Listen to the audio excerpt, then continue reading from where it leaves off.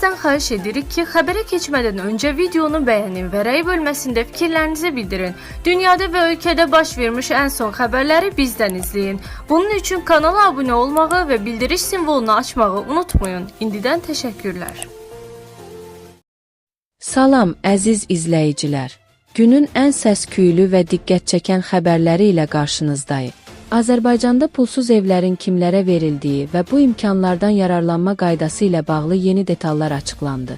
17-22 may tarixlərində Bakıda keçiriləcək mötəbər tədbir səbəbilə bütün dünyanın diqqəti paytaxtımıza yönələcək. İsrailin baş naziri Netanyahu İranla bağlı sərt bəyanat verərək Amerika Birləşmiş Ştatları ilə birlikdə ciddi addımlar atdıqlarını bildirdi. Bu arada Hizbullahdan da gözlənilməz və kəskin təhdid səsləndirildi. Ətraflı məlumatlar birazdan.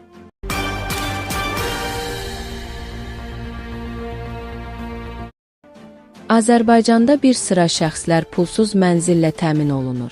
Azərbaycan Respublikasının Əmək və Əhalinin Sosial Müdafiəsi Nazirliyi tərəfindən mənzillə kimlər təmin oluna bilər və mənzil növbəsinə götürülməsi üçün müraciət hara edilməlidir? Oxu24.com xəbər verir ki, Azərbaycan Respublikası Prezidentinin 20 iyun 2014-cü il tarixli 569 nömrəli və 25 yanvar 2021-ci il tarixli 2449 nömrəli sərəncamlarına əsasən 2023-cü il yanvarın birdək yerli icra hakimiyyəti orqanlarında yaşayış sahəsinə ehtiyacı olan qismində uçota alınmış Azərbaycan Respublikasının ərazi bütövlüyünün müstəqilliyinin, Konstitusiya quruluşunun müdafiəsi ilə əlaqədar əlilliyi müəyyən edilmiş şəxslərin və şəhid ailələrinin habelə uçota alınma tarixindən asılı. Olmayaraq Çernobıl AES-də qəzanın ləğvi, o cümlədən hərbi xidmət vəzifələrinin, xidməti vəzifələrin yerinə yetirilməsi ilə əlaqədar əlilliyi müəyyən edilmiş şəxslərin, eyni zamanda yerli icra hakimiyyəti orqanlarında yaşayış sahəsinə ehtiyacı olan qismində uçota alınmış 2020-2023-cü illərdə aparılan hərbi əməliyyatlar zamanı Azərbaycan Respublikasının ərazi bütövlüyünün müstəqilliyini, Konstitusiya quruluşunun müdafiəsi ilə əlaqədar əlilliyi müəyyən edilmiş şəxslərin və şəhid ailələrinin Nazirlik tərəfindən mərhələlərlə və növbəllik qaydasında mənzillə təmin edilməsi nəzərdə tutulub.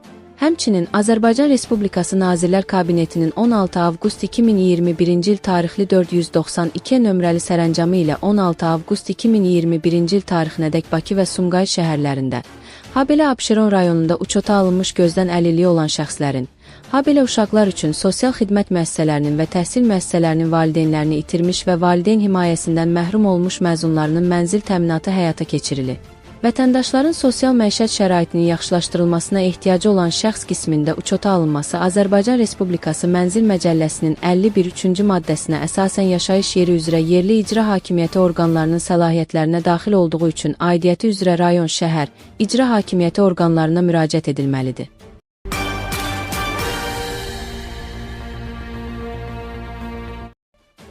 Bakı qlobal şəhərsalma dünyasının paytaxtına çevrilir. ƏV13-dən gözləntilər və analitik baxış. 2026-cı ilin 17-22 may tarixlərində Bakı şəhəri dünyanın ən mötəbər tədbirlərindən birinə, BMT-nin Ümumdünya Şəhərsalma Forumunun 13-cü sessiyasına ÜV13 ev sahibliyi edəcək. Dünyanın mənzillə təmin edilməsi, təhlükəsiz və dayanıqlı şəhərlər və icmalar mövzusuna həsr olunacaq bu forum, Azərbaycanın həm qlobal şəhərsalma siyasətinə töhfəsini, həm də daxili quruculuq təcrübəsini nümayiş etdirmək üçün unikal platformadır. Azərbaycanın ƏV13 gündəliyi, strateji prioritetlər. Ekspertin fikrincə, Azərbaycan forumda 4 əsas blok üzrə öz yanaşmasını təqdim edəcək. Bir Qarabağ modeli və sıfırdan şəhərsalma, işğaldan azad olunmuş ərazilərdə tətbiq edilən ağıllı şəhər və ağıllı kənd konsepsiyaları beynəlxalq miqyasda nadir praktiki keys hesab olunur. Rəqəmsal idarə etmə və yaşıl enerji zonaları bu modelin onurğasını təşkil edir. 2 yaşıl və dayanıqlı inkişaf, karbon emissiyalarının azaldılması, resursların su, enerji optimallaşdırılması və ekoloji balansın qorunması əsas hədəflərdir. 3 innovativ idarə etmə, data-driven planning, məlumatlara əsaslanan planlaşdırma, e-sistemləri və bəyəm texnologiyalarının tətbiqi ilə şəhər mühitinin simulyasiyası. 4 insan mərkəzli urbanizm, sosial inklüzivlik, ictimai məkanların artırılması və əlçatan infrastrukturun yaradılması. Ekspert analizi, üstünlüklərimiz və çağırışlar. Muxtar Ertuğran Azərbaycanın şəhərsalma sahəsində beynəlxalq təcrübə ilə müqayisədə mövqeyini balanslı şəkildə qiymətləndirib. Üstünlüklər. Sürətli icra mexanizmi Avropa ilə müqayisədə Azərbaycanda iri layihələrin realizasiyası daha çevikdir. Leapfrogging effekti köhnə sistemləri modernləşdirmək əvəzinə birbaşa ən son texnologiyaların tətbiqi imkanı, mərkəzləşdirilmiş planlama, master planların vahid strategiya ilə hazırlanması və infrastrukturun paralel inkişafı, çatışmazlıqlar və həllini gözləyən məsələlər. İctimai iştirakçılıq, vətəndaşların planlama prosesinə cəlb edilməsi mexanizmlərinin gücləndirilməsinə ehtiyac var. Balansın qorunması, tarixi mühitlə müasir memarlıq arasında həssas balansın saxlanılması zəruridir.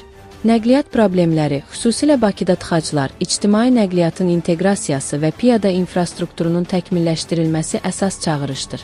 Azərbaycan bu forumda sadəcə iştirakçı deyil, həm də öz praktiki təcrübəsini paylaşan ölkə kimi çıxış edir. Qarabağdakı yeni şəhərsalma modeli dünya üçün nümunədir. Lakin dayanıqlı inkişaf üçün institusional və sosial mexanizmlərin daha da gücləndirilməsi şərtdir, deyə Muxtar Ertuğran vurğulayıb.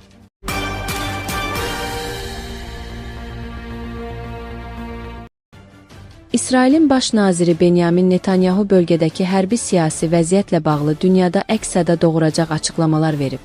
Nojoment AS xəbər verir ki, Netanyahu İsrail və Amerika Birləşmiş Ştatlarının birgə addımları nəticəsində İranın mövcud hakimiyyətinin tamamilə sarsıldığını elan edib. Baş nazir İsrailin azad dünyanın ön cəbhəsində dayandığını vurğulayaraq bildirib. İsrail Amerika Birləşmiş Ştatları ilə birlikdə azad dünyanın ön sıralarındadır. Biz birlikdə İrandakı cinayətkar rejimi təməllərinə qədər sarsıtdıq və darmadağın etdik. Bu riyakar rejim nüvə partlayışları törətməyə, bizi məhv etmək üçün 10 minlərlə ölümcül ballistik raket hazırlamağa can atırdı. Netanyahu qeyd edib ki, Tehran illərdir atəş halqası strategiyası ilə terrorçu qruplaşmaları maliyyələşdirərək İsraili boğmağa çalışıb. Onlar elə düşünürdülər ki, xaos toxumu səpərək bu şəkildə davam edə biləcəklər. Lakin bunun sonu gəldi. Qərbi eksistensial təhlükə kimi qələmə verən, bütün qitələrdə fanatik ideologiya yayan bir sistemin hökmranlığına son qoyuldu. Ekspertlər Netanyahunun bu çıxışını İranın regional təsir imkanlarının minimuma enməsinin və Qərbin bölgədəki hərbi üstünlüyünün rəsmi təsdiqi kimi qiymətləndirirlər. Bu bəyanat Yaxın Şərqdə yeni bir dövrün, İrandan sonraki mərhələnin başladığına işarədir.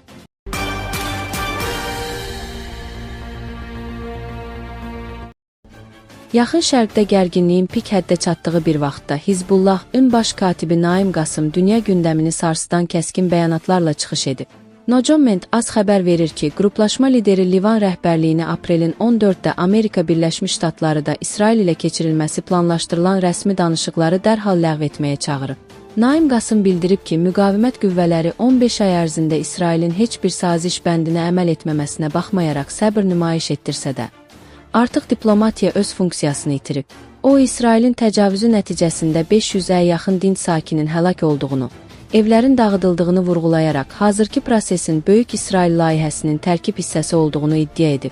Hizbullah liderinin qənaətinə görə bu layihə təkcə bir qrupu deyil, bütövlükdə Livanın varlığını hədəf alır və ölkəni eksistensial məhv təhlükəsi ilə üz-üzə qoyur.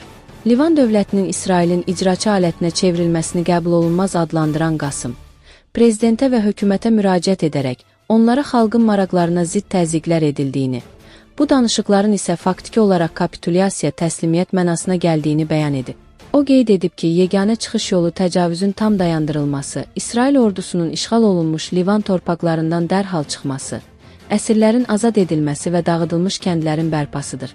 Livan ordusunu müqavimətə qarşı vuruşturmaq cəhdlərini böyük günah adlandıran Naim Qasım, Hizbullahın son nəfəsinə qədər döyüş meydanında qalacağını və İsraili dəhşət içində yaşamağa məcbur edəcəklərini vurğulayıb.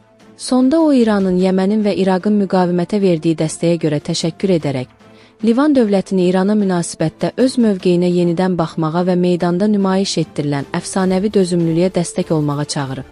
Hazırda bütün diqqətlər Livan rəsmi dairələrinin bu sərt xəbərdarlığa verəcəyi reaksiyaya və aprelin 14-də baş tutmalı olan görüşün taleyinə yönəlib.